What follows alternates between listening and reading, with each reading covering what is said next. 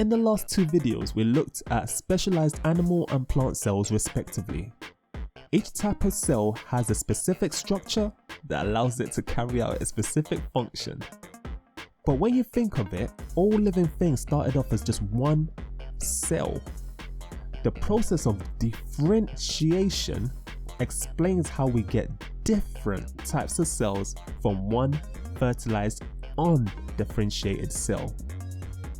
In both animal and plants, the early undifferentiated cells are examples of what we call stem cells.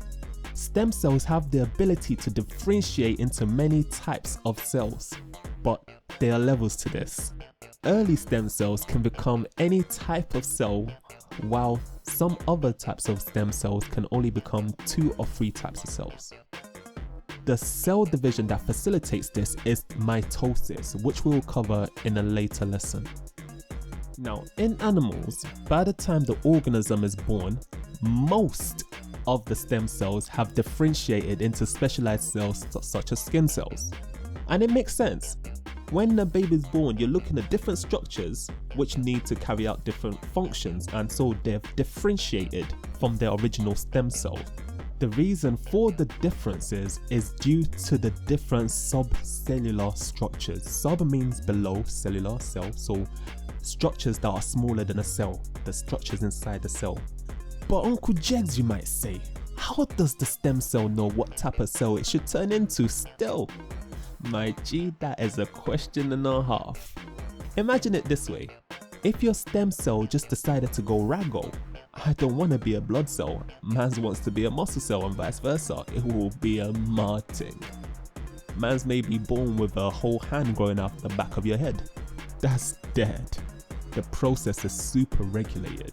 To understand this, imagine that your nucleus is a book. The chapters in this book would be your chromosome. This book has 9, but you have a pair of 23, so 46 chapters in total in yours. Now within each chapter you have different sentences. These correspond with your genes, and in the book each sentence starts with a capital and ends in a full stop. But if we have a look at your chromosomes, we don't really have capitals and full stops, but we do have certain codes that mean start and stop. I've bolded these in this example here. Now, if we look at the book again, notice how each word varies in length. Some can be a single letter, some can be over 10 letters. But the words in your nucleic book are all 3 letters long. Oi, I hope you're still paying attention, my G. So to answer the initial question, every cell has the same genetic book, but they read different pages and therefore different sentences. That is, they turn on and off different genes. Check this example, yeah? A stem cell becoming a red blood cell may have these sentences, genes, turned on. A stem cell becoming a white blood cell may have these 2 turned on. And a completely different cell, let's say a nerve cell, may have a completely different gene turned on. But remember, they still all have the same book. They still all have all the same sentences, just some cells turn on one particular sentence and other cells turn on other sentences. Once an animal cell is specialized, then it can't go backwards. Its fate is sealed. It can only do one of 2 things: divide via mitosis to create the same type of differentiated cell, the same type of specialized cell, just in this example, a skin cell divides to become a skin cell, or it dies. Not all your cells can divide though, so some have to be replaced by what are called adult stem cells. These differ from embryonic stem cells because they can't become any type of cell. So you have some adult stem cells that are blood stem cells, so they can only become blood cells. These replace the dead or damaged cells that can't divide by themselves. Things are a bit stickier with plant cells, man.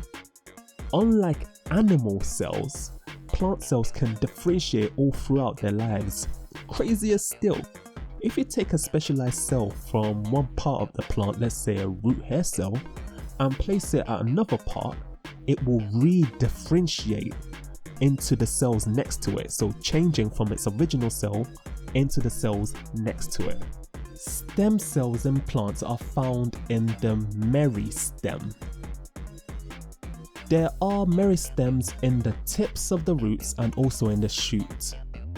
Looking at the root tip in more detail, we see that there are three main sections or zones. The first is where the stem cell divides, so we call it the zone of division.